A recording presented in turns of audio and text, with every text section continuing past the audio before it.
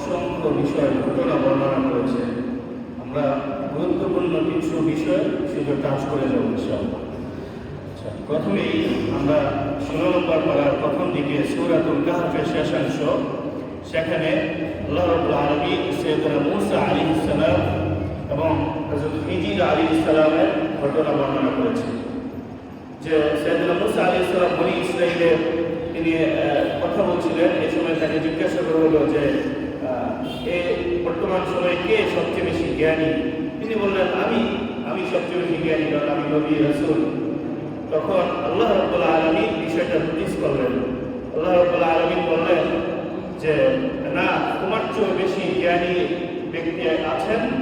অতঃপর আল্লাহ রাব্বুল আলামিন আজকের যে পারা শুরু, সেখানে হযরত খিজির আলাইহিস সালাতু ওয়াস সালামের সাথে তার দেখা করার কথা বলা হয়েছে এবং তার সাথে তিনি বিভিন্ন জায়গায় গিয়েছেন, সেখানে নৌকায় উঠেছেন, বিভিন্ন গ্রামে গিয়েছেন, এক বালককে হত্যা করেছেন।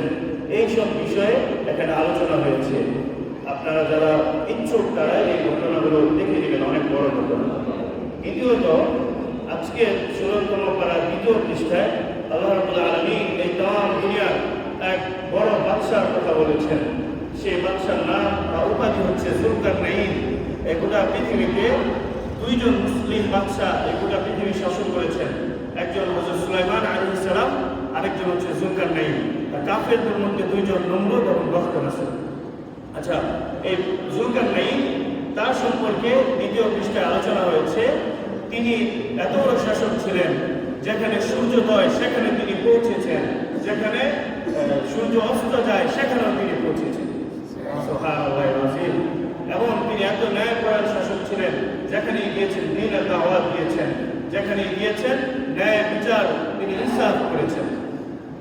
তো আল্লাহ রাব্বুল আলামিন এই শাসকের এই ঘটনার মাধ্যমে আমাদের জন্য শিক্ষা আছে যে আমাদের উচিত যে ন্যায় শাসক কি করা, নির্বাচন করা, যিনি শুধু নির্বাচিত হওয়ার পরেও আমাদের খোঁজ খবর রাখবেন, তিনি ঘুরে বেড়াবেন, এই প্রান্ত থেকে ও প্রান্ত যাবেন, তিনি নির্বাচন বা ইলেক্টেড হওয়ার পরে ঘুরে যাবেন না। সম্মানিত মুসলিম کرام, আজকে আমরা এই 16তম পারা 4 নম্বর পৃষ্ঠায় একটি সূরা পাবো। সেই সূরার নাম সূরাতুল মারইয়াম। হযরত ঈসা আলাইহিস সালামের মায়ের নামে এই সূরা আল্লাহ তাআলা দিয়েছেন। এই সূরার শুরুতেই আল্লাহ রাব্বুল আলামিন অলৌকিক এক বিষয় ঘটিয়েছেন। হযরত জাকারিয়া আলাইহিস সালামকে আল্লাহ তাআলা 100 বছর, শতাধিক বছরের উপর, কেউ কেউ বলেন 120 থেকে 30 বছর, এবং তার স্ত্রী ছিলেন আকিরা। কুরআন কারীমের আয়াত যে আল্লাহ রাব্বুল আলামিন তার স্ত্রী ছিল বন্ধা, সেই বন্ধা স্ত্রীর ঘরে আল্লাহ রাব্বুল আলামিন এক পুত্র সন্তানের সুসংবাদ দিয়েছেন। আল্লাহ তাআলা বলেন, ইয়া জাকারিয়া ইন্না নুবাশশিরুকা বিগুলামিন ইসমুহু ইয়াহইয়া। জাকারিয়া, তোমাকে ইয়াহইয়া নামের এক গোলামের সুসংবাদ দিচ্ছি। এবং আল্লাহ তাআলা আরেকটা ইউনিক বিষয় বলেছেন, লাম নাজআল লাহু মিন ক্বাবলু সামিয়্যা। এই ইয়াহইয়া নামটা আগে কখনো ছিল না, এই প্রথম ইয়াহইয়া নাম। আল্লাহ রাব্বুল আলামিন একই সাথে এই 16তম পারা 6 নম্বর পৃষ্ঠায় বলেছেন যে হযরত ঈসা আলাইহিস সালামকে যে মারিয়ার গর্ভ থেকে পিতা ছাড়া আল্লাহ তাআলা জন্মগ্রহণ করিয়েছেন। তো আল্লাহ রাব্বুল আলামিন যখন এই জন্মগ্রহণ করিয়েছেন, তখন অপবাদ হলো যে কিভাবে পিতা ছাড়া তিনি হলেন। তখন সাইয়েদনা ঈসা আলাইহিস সালাম দুনিয়ায় থাকা অবস্থায় তিনি সাক্ষ্য দিয়েছেন, ক্বালা ইন্নী আব্দুল্লাহ, আমি আল্লাহর বান্দা, আল্লাহ তাআলা আমাকে নবী হিসেবে প্রেরণ করেছেন। সম্মানিত মুসলিম, আল্লাহ তাআলা সর্বময় ক্ষমতার অধিকারী, তিনি যা ইচ্ছা তাই করতে পারেন। আজকে আমরা আরেকটি গুরুত্বপূর্ণ সূরা পড়ব। সেই সূরা হচ্ছে সূরাতুত তাহা।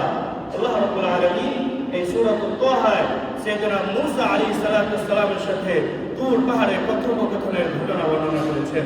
আল্লাহ তাআলা সাইয়েদনা মূসার সাথে মিশরের তোয়া উপত্যকায়, যেটা তুর পাহাড়ের পাশে সিনাই উপত্যকায়, সেখানে আল্লাহ রাব্বুল আলামিনের সাথে সাইয়েদনা মূসা আলাইহিস সালাম কথা বলেছিলেন। আল্লাহ রাব্বুল আলামিন বলেন, ইন্নী আনা রাব্বুক ইয়া মূসা, আমি তোমার রব আল্লাহ। ফাখলা'না আলাইক, এই তোয়া উপত্যকায় এসেছো, জুতা লয় খুলে ফেলো। ইন্নাকা বিল ওয়াদিল মুকাদ্দাস তুয়া, এটি তোয়া উপত্যকা। আলহামদুলিল্লাহ, মিশরের সেই জায়গায় আমার যাওয়ার সৌভাগ্য হয়েছে। কুরআনুল কারীমের আয়াত যেন সেখানে জীবন্ত হয়ে উঠেছে। পাশে তুর পাহাড়, সেই তুর পাহাড়ে উঠেছি, টানা 8 ঘন্টা সেখানে যাওয়া আসা। আল্লাহ রাব্বুল আলামিনের সৌভাগ্য, সেই তুর পাহাড়ে সাইয়েদনা মূসা যেখানে হাজার হাজার বছর আগে আল্লাহ তাআলার রাহে সেখানে সিজদা করেছেন, ইবাদত করেছেন। আজকের তেলাওয়াতে এগুলো আছে, সেই জায়গায় সিজদা দেওয়ার তৌফিক হয়েছে। আলহামদুলিল্লাহ রাব্বিল আলামিন। আমরা যারা তৌফিক আছে আমরা সেখানে যাবো ইনশাআল্লাহ। আল্লাহ রাব্বুল আলামিন আজকের এই তেলাওয়াতের মধ্যে আরেকটি গুরুত্বপূর্ণ বিষয়, সাইয়েদনা মূসাকে একটি মুজিজা লাঠি দিয়েছিলেন, সেই লাঠি ছেড়ে দিলে সাপ হয়ে যেত। সুবহানাল্লাহিল আযীম। আজকের তেলাওয়াতের সর্বশেষ 19তম পৃষ্ঠায় আরেকটি দোয়া আল্লাহ তাআলা বলে দিয়েছেন। সাইয়েদনা মূসা আলাইহিস সালাম আল্লাহর কাছে বলেছিলেন, রব্বি জিদনি ইলমা, হে আল্লাহ আপনি আমার জ্ঞানকে বাড়িয়ে দেন। এজন্য উলামায়ে কেরাম বলেন যে যারা কি করে বাচ্চারা আছে তাদেরকে পড়াশোনাতে শিখিয়ে দিবেন, রব্বি জিদনি ইলমা, রব্বি জিদনি ইলমা, এই দোয়াটা বেশি বেশি করে পড়া। এবং আমরা যারা আছি কোনো জ্ঞান অর্জনের জন্য কোনো কিছু শুরু করার পূর্বে বিসমিল্লাহর সাথে আমরা এই দোয়াটা বেশি বেশি করে পড়ব। আল্লাহ রাব্বুল আলামিন আমাদেরকে এই বিষয়গুলো বুঝে শুনে তারাবির সালাতে সর্বোচ্চ মনোযোগ দেওয়ার তৌফিক দান করুন। ওয়া আখিরু দাওয়ানা আলহামদুলিল্লাহ।